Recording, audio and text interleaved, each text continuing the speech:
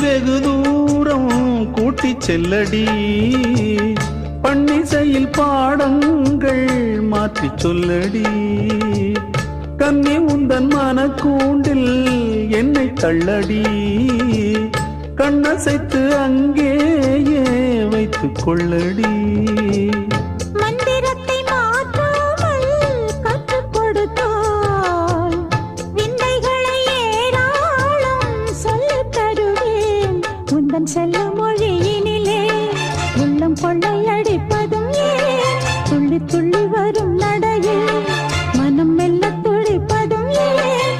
உன்னை காண வேண்டும் கூட வேண்டும், வாராயோ வாராயோ. கண்ணம்மா